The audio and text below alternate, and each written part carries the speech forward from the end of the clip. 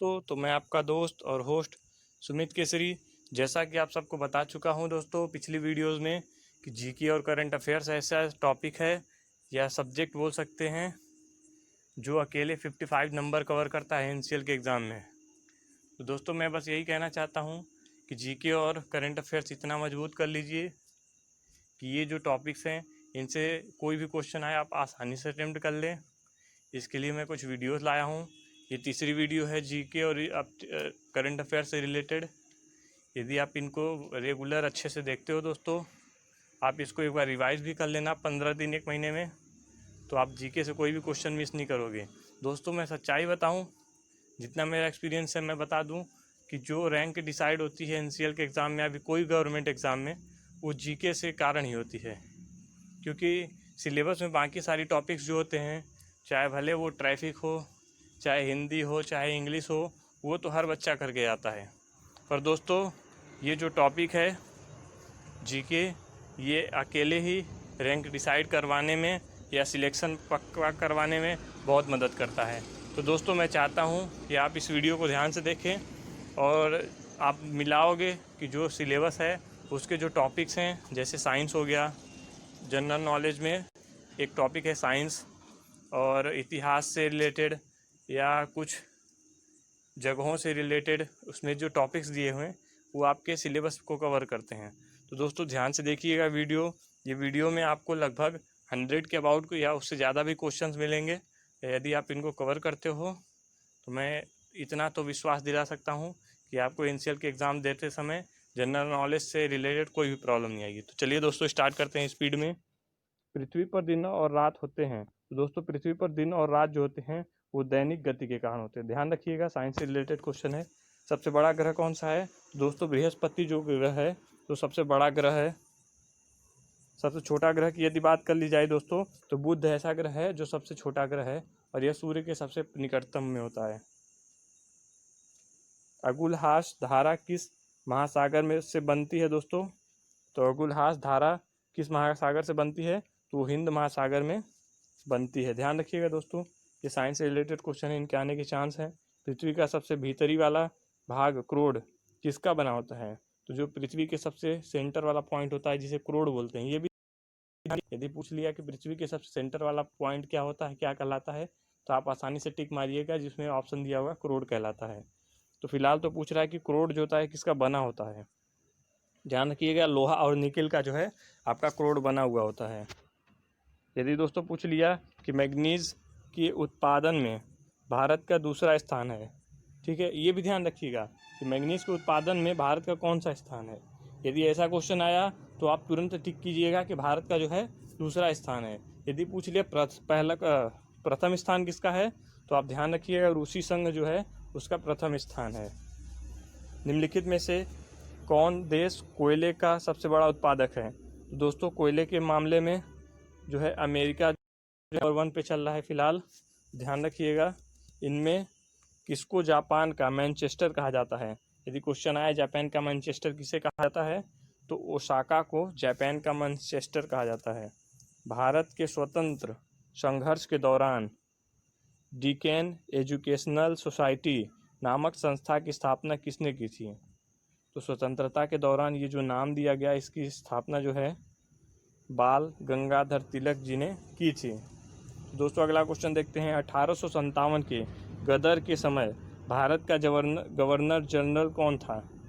तो इस टाइम पे जो गवर्नर जनरल थे वो लॉर्ड कैनिंग थे। दोस्तों, ये इतिहास से रिलेटेड क्वेश्चन में बहुत ही फेमस क्वेश्चन है। अगला क्वेश्चन देखते दोस्तों। भारत भारतीयों के लिए, ध्यान रखिए, भारत भारतीयों के लिए ये जो नारा है ये किससे संबंधित है या किसने दिया बोल सकते हैं? तो आर्य समाज से संबंधित है। ठीक है दोस्तों, विंध्याचल और सतपुड़ा पहाड़ियों के लिए बीच से होकर बहने वाली नदी कौन सी है? तो विंध्याचल और सतपुड़ा पहाड़ियों से बीच होकर गुजरने वाली जो नदी है वो नर्मदा नदी है। दोस्तों, इन्वेस्टर प्रोटेक्शन फंड, इंग्लिश में भी लिखा है इन्वेस्टर प्रोटेक्शन फंड, किस संस्था ने स्थापित किया है? तो दोस्तों, जो SEBI है उसने है स्थापित किया है। आप इसको डायरेक्ट शॉर्ट फॉर्म में सेबी पढ़ सकते हैं। कुंडापुर एवं करवार कच्छ वनस्पति स्थान कहाँ स्थित है? तो दोस्तों ये स्थान से रिलेटेड यदि कोई क्वेश्चंस आते हैं तो इनमें से ये सब सारे क्वेश्चंस जो हैं आपके से मिलते जुलते रहेंगे। तो कुंडापुर एवं करवार कच्छ वनस्पति जो है वो कर्नाटक राज्य में स्थित है।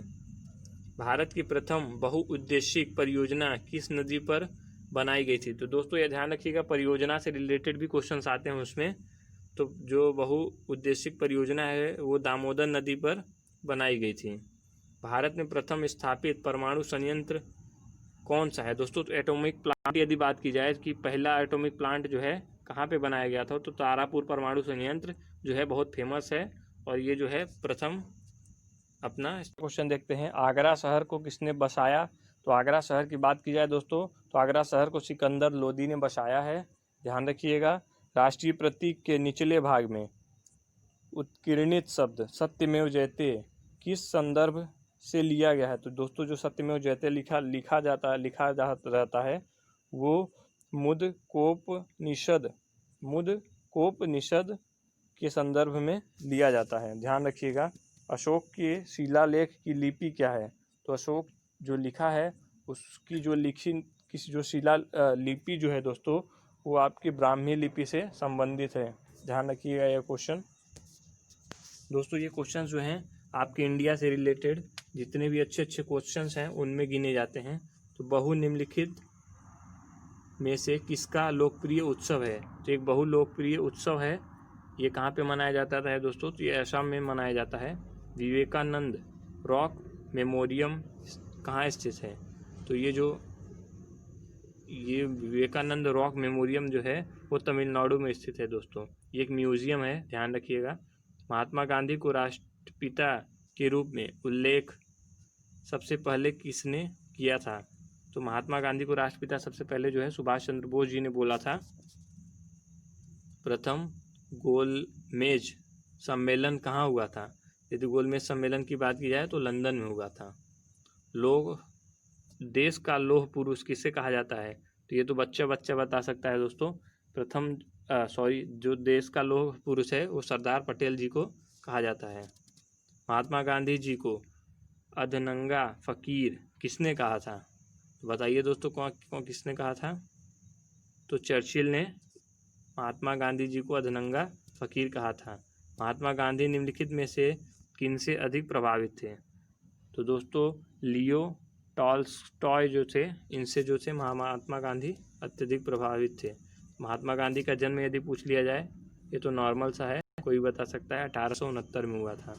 पंजाब केसरी के नाम से विख्यात थे। तो दोस्तों पंजाब केसरी के नाम से जो लाला लाजपत राय जो थे वे विख्यात थे। निम्नलिखित में से कौन सी गंगा की सहायक नदी नहीं है? तो गंगा की सहायक नदी कौन सी नहीं है? ध्यान रखिए यहाँ पे शब्द नहीं है। तो सुवर्ण रेखा जो है गंगा की सहायक नदी नहीं है। तो दोस्तों ये नदियों से रिलेटेड जो जीके आते हैं उनमें से इसको लिया गया है। किस राज्य की सीमा चीन से जुड़ी हुई है? तो चीन से जुड़ी हुई सीमा कौन सी है आपकी? अरुणाचल प्रदेश जो है वो चीन से जुड़ा हुआ है, ध्यान रखिएगा। कितने वर्ष के पश्चात राष्ट्रीय जनगणना होती है? तो ये तो कोई भी बता सकता है कि हर 10 साल में जो है राष्ट्रीय जनगणना होती है। अभी पिछला जो राष्ट्रीय जनगणना था वो 2011 में हुआ था, अब 2021 में अगला होगा। तो कांजीरंगा राष्ट्रीय पार्क कहाँ पे है दोस्तों? तो ये दोस्तों अगला क्वेश्चन देखते हैं, ऑपरेशन फ्लड से संबंधित है। तो ये बहुत ही इंपॉर्टेंट क्वेश्चन है। ऑपरेशन फ्लड जो है डेयरी विकास से रिलेटेड है। धान की खेती के लिए उत्तम मिट्टी कौन सी है? तो धान की खेती के लिए दोमट मिट्टी जो है बहुत ही अच्छी होती है। कौन से भारतीय शहर हैवी इलेक्ट्रिकल से संबंधित हैं? तो जो भोपाल है वो हैवी इलेक्ट्रिकल से संबंधित शहर है। भारत में हरित क्रांति का श्रेय जिस सुविख्यात कृषि औद्योगिकीविज्ञ को दिया जाता है उनका नाम क्या है? तो डॉक्टर वर्गीस कुरियन जो है इनको दिया जाता है। तो ये विज्ञान से रिलेटेड क्वेश्चंस में भी आ सकता है। राणा प्रताप सागर संबंधित है, तो जल विद्युत से संबंधित है राणा प्रताप सागर।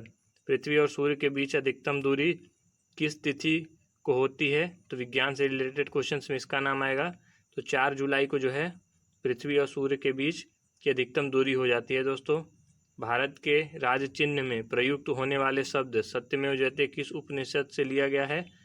तो जो मुंडक उपनिषद है वो इसी से रिलेटेड लिया जाता है दोस्तों। तो उपनिषद वगैरह का भी थोड़ा थोड़ा नॉलेज होना चाहिए, कहीं अगर क्वेश्चन आ जाए तो आसानी से आप कर लें। गायत्री मंत्र किस पुस्तक से लिया गया है? तो गायत्री मंत्र जो है दोस्तों वो ऋग्वेद पुस्तक से लिया गया है। किस लिपि, हिंदी किस लिपि में लिखी जाती है? तो ये तो हर किसी को पता है, देवनागरी लिपि में लिखी जाती है। ब्राह्मी लिपि को किसने स्पष्ट किया है? तो दोस्तों जेम्स प्रिंसेप जो है उन्होंने इसको स्पष्ट किया है। राष्ट्रीय विज्ञान दिवस किस दिन मनाया जाता है? तो विज्ञान से रिलेटेड क्वेश्चन में बहुत ही महत्वपूर्ण क्वेश्चन है ये। राष्ट्रीय विज्ञान दिवस किस दिवस को मनाया जाता है? तो याद रखना 28 फरवरी को जो है राष्ट्रीय विज्ञान दिवस मनाया जाता है। राष्ट्रीय खेल दिवस कब मनाया जाता है? राष्ट्रीय खेल दिवस 29 अगस्त को मनाया जाता है। जस्ट आपके विज्ञान दिवस के अगले दिन ही राष्ट्रीय खेल दिवस मनाया जाता है, ध्यान रखिएगा। कंप्यूटर साक्षरता दिवस किस दिन मनाया जाता है? तो कंप्यूटर साक्षरता दिवस जो है आपको दोस्तों 2 दिसंबर को मनाया जाता है, ध्यान रखिएगा। केंद्रीय उत्पाद शुल्क दिवस किस दिन मनाया जाता है? तो दोस्तों ये जो दिवस से रिलेटेड क्वेश्चंस होते हैं बहुत इंपॉर्टेंट होते हैं। मेरे हिसाब से पिछले साल के पेपर में ही जो है महिला दिवस कब मनाया जाता है तो वो आया था, जो कि 8 मार्च को मनाया जाता है, ध्यान रखिएगा। तो इसी से रिलेटेड क्वेश्चंस में से इन क्वेश्चंस को छांटा गया है। तो केंद्रीय उत्पाद शुल्क दिवस जो है वो आपको 24 फरवरी को मनाया जाता है, ध्यान रखिएगा। हिंदी दिवस कब मनाया जाता है? तो ये तो 14 सितंबर हर बच्चे को पता है, ध्यान रखिएगा। चलिए अगला क्वेश्चन देखते हैं। शिक्षक दिवस तो दोस्तों 5 सितंबर को ही मनाया जाता है, देख लीजिए, आप देख सकते हैं। किसान दिवस किस दिन मनाया जाता है? तो दोस्तों जो 23 दिसंबर को है वो किसान दिवस मनाया जाता है। 2 दिन बाद क्रिसमस होता है जो कि 25 दिसंबर को होता है। चलिए दोस्तों अगला दिवस क्वेश्चन देखते हैं। चिकित्सक दिवस किस दिन मनाया जाता है? तो चिकित्सक दिवस जो है अच्छे क्वेश्चंस में से आ सकता है। तो जो 1 जुलाई को है वो चिकित्सक दिवस मनाया जाता है दोस्तों। नौसेना दिवस कब मनाया जाता है?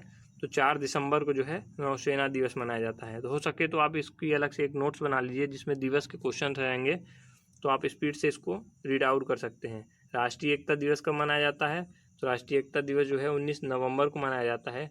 इसी कड़ी में राष्ट्रीय प्रौद्योगिकी दिवस देखा जाए तो वो आपकी 11 मई को मनाई जाती है। सेना दिवस कब मनाई जाती है? तो सेना दिवस जो होता है वो 15 जनवरी को मनाई जाती है, जनवरी माह में पहले ही महीने में पड़ता है। राष्ट्रीय विधि दिवस कब मनाया जाता है दोस्तों, आप बताइए? 26 नवंबर को जो है राष्ट्रीय विधि दिवस मनाया जाता है। यदि मलेरिया दिवस की बात कर ली जाए तो मलेरिया दिवस हो सकता है इस नाम पे पड़ा हो कि उस टाइम पे मलेरिया की जो केसेस हों वो बहुत ज़्यादा हों, तो 25 अगस्त को जो है मलेरिया दिवस मनाया जाता है। तो शहीद दिवस की यदि बात की जाए दोस्तों तो 23 जनवरी को जो है शहीद दिवस मनाई जाती है। संचयिका दिवस कब मनाया जाता है? संचयिका दिवस जो है दोस्तों वो 15 सितंबर को मनाया जाता है। सामाजिक अधिकारिकता स्मृति दिवस, तो सामाजिक अधिकारिकता स्मृति दिवस जो है वो आपका 20 मार्च को मनाया जाता है। तो ये दिवस से रिलेटेड क्वेश्चंस में से देखा जाए तो बहुत अच्छे क्वेश्चंस हैं, बहुत अच्छे हैं क्वेश्चन, आने के बहुत ज़्यादा चांस हैं। आतंकवाद विरोध दिवस किस दिन मनाया जाता है?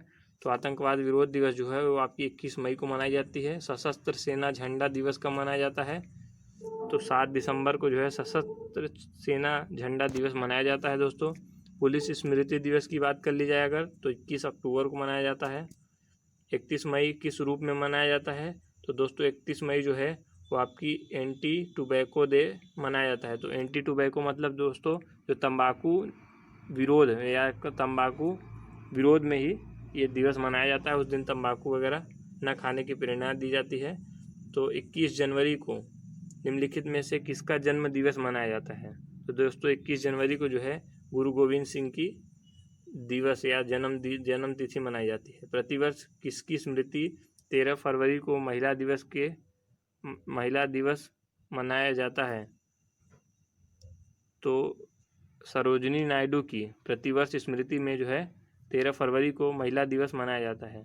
माफ़ कीजिए दोस्तों, आप एक बार चेक कर सकते हैं महिला दिवस कब मनाया जाता है, 13 फरवरी है या 8 मार्च। जितना मुझे ध्यान है शायद वो 8 मार्च था, या तो एक बार चेक कर लीजिएगा आप फिर भी। चलिए अगला तो क्वेश्चन देखते हैं दोस्तों। तो 5 सितंबर किस रूप में मनाया जाता है? 5 सितंबर जो है शिक्षक दिवस के रूप में मनाया जाता है। तो बच्चा जानता है, बचपन से जानता है। राजीव गांधी का जन्म दिवस 20 अगस्त किस रूप में मनाया जाता है? तो राजीव गांधी का जन्म जो है वो राष्ट्रीय सद्भावना दिवस के रूप में मनाया जाता है।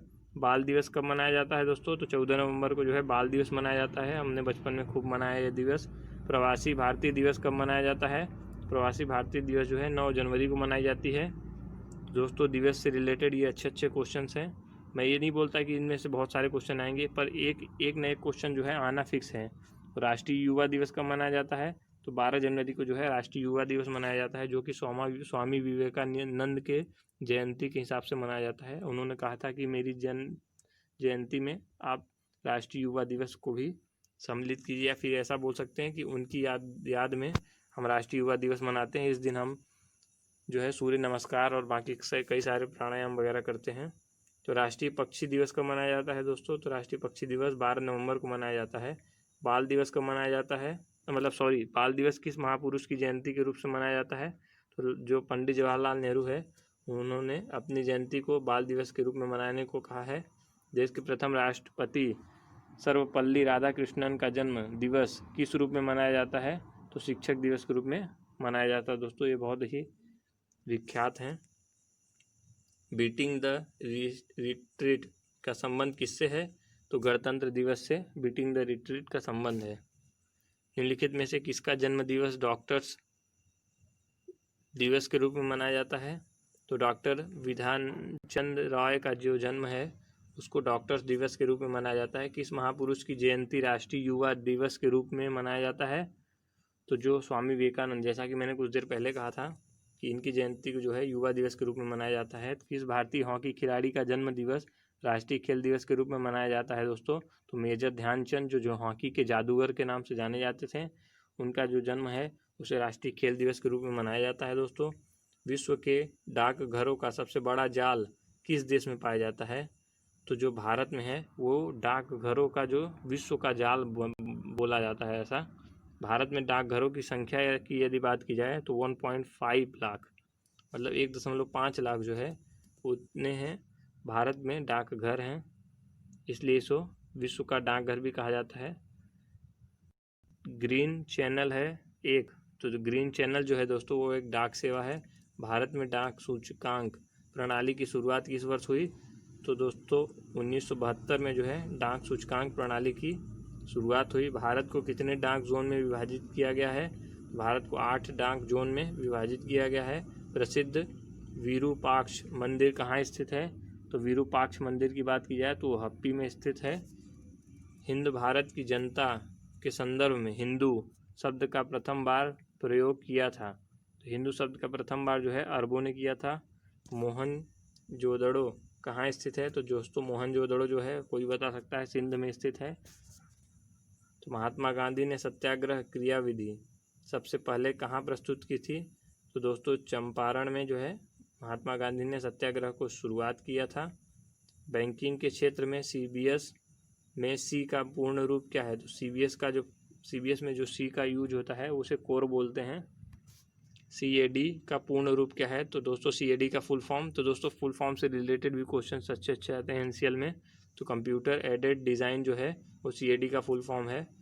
ओएमआर का पूर्ण फुल फॉर्म क्या है दोस्तों? तो ओएमआर की बात की जाए तो जो ऑप्टिकल मार्क रीडर है उसे ओएमआर बोलते हैं। ओएमआर सीट भरने को बोलते हैं कभी कभार, कुछ उसी तरह है। एसईजेड का पूर्ण रूप क्या है दोस्तों? तो एसईजेड का स्पेशल इकोनॉमिक जोन जो है एसईजेड का फुल फॉर्म है। यदि डब्ल्यूएल का फुल फॉर्म पूछा जाए तो वो है आपका वायरलेस इन लोकल लूप है। जय हिंद का नारा किसने दिया था दोस्तों? जय हिंद का नारा हमारे सुभाष चंद्र बोस जी ने दिया था। किसने कहा था तुम मुझे खून दो मैं तुम्हें आज़ादी दूंगा? तो सुभाष चंद्र बोस जी हैं, उन्होंने ही ये कहा था। देशबंधु की उपाधि संबंधित है, तो देशबंधु की उपाधि जो है वो चित्तरंजन दास जी से संबंधित है। सुभाष चंद्र बोस ने सिंगापुर में दिल्ली चलो का नारा दिया था। तो ये कब दिया था दोस्तों? तो उन्होंने 1943 में ये जो दिल्ली चलो का नारा जो है उन्होंने दिया था।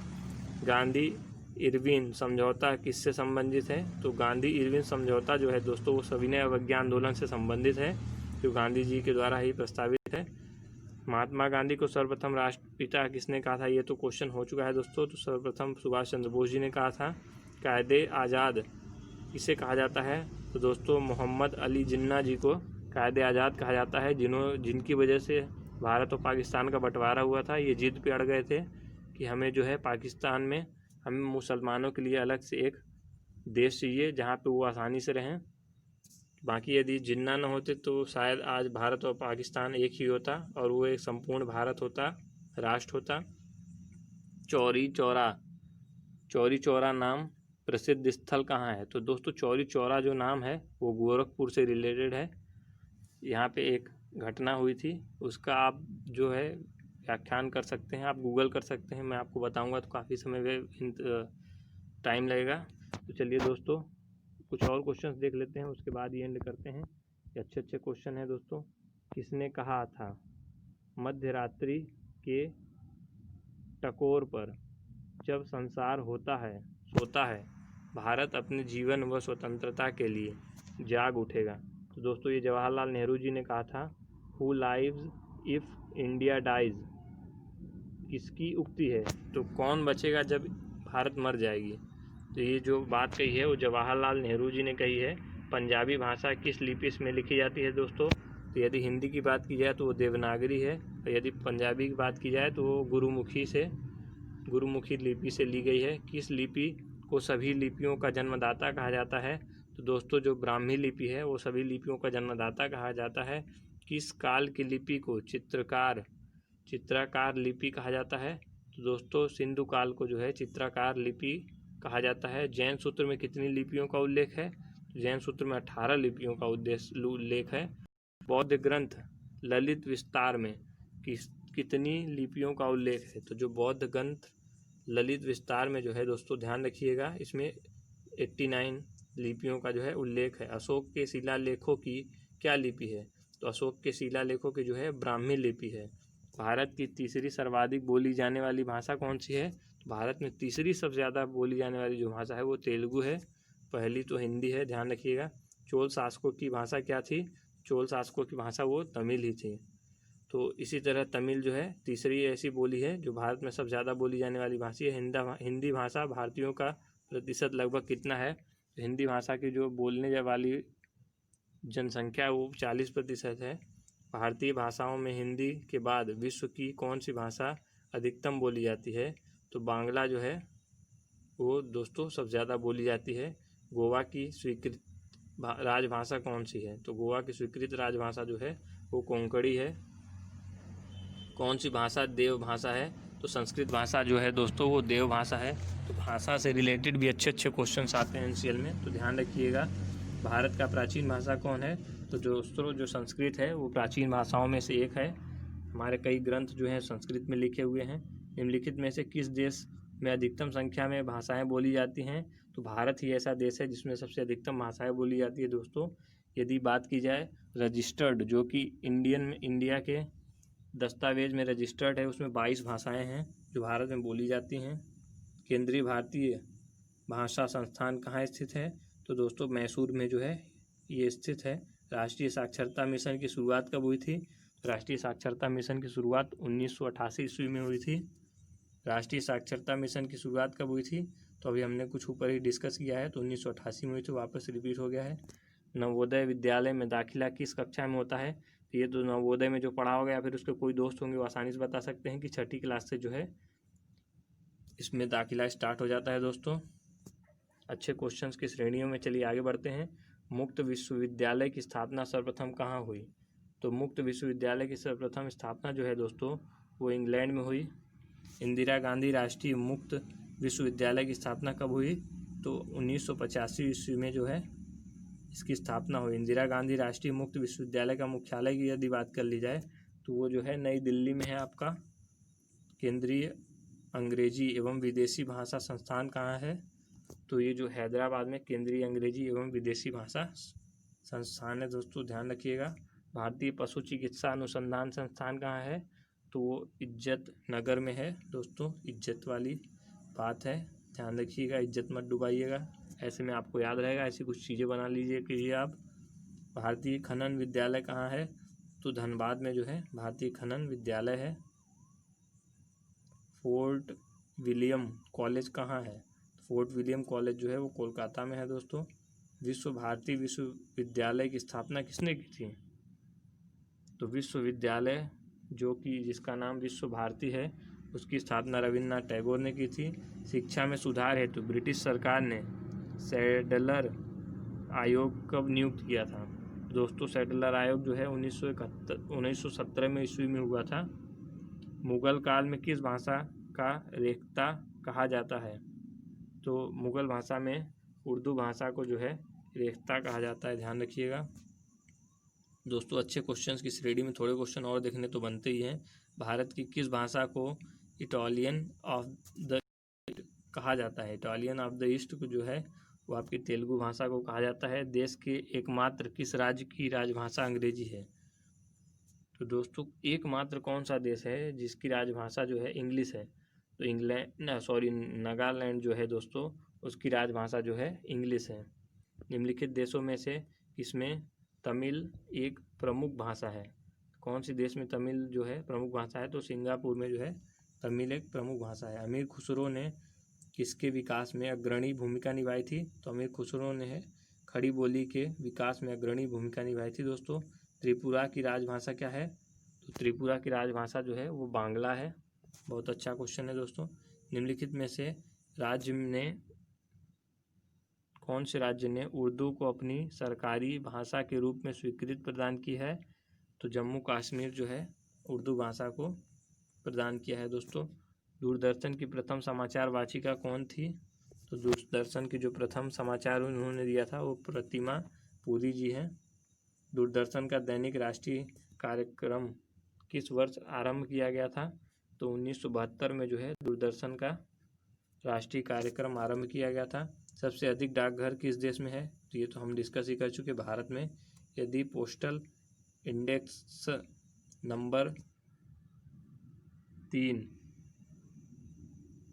6 से शुरू हो तो वह डाकघर संभवतः किस राज्य में स्थित होगा? तो दोस्तों केरल में वह स्थित होगा। चलिए दोस्तों थोड़े क्वेश्चन तो और बनते हैं। मुंबई महानगर का एसटीडी कोड क्या है? तो ये तो जरूरी नहीं है कि आएगा ही, पर ध्यान रखने वाली चीज़ है 022 है। निम्नलिखित में किस भक्ति संत ने अपने संदेश के प्रचार के लिए सबसे पहले हिंदी का प्रयोग किया था? तो जो रामानंद थे उन्होंने अपने संदेश के प्रचार के लिए हिंदी का प्रयोग किया था। भारत में मनी ऑर्डर प्रणाली का प्रारंभ हुआ था? तो मनी ऑर्डर प्रणाली जो है 1880 में हुआ था। भारत में डाक टिकट कब जारी किया गया था? तो 1954 ईस्वी में डाक टिकट जारी किया गया था। इंदिरा गांधी राष्ट्रीय मानव संग्रहालय कहाँ है? तो भोपाल में संग्रहालय है। दोस्तों ध्यान रखिएगा। भारतीय सर्वेक्षण विभाग का मुख्यालय कहाँ है? भारतीय सर्वेक्षण विभाग का मुख्यालय देहरादून में है।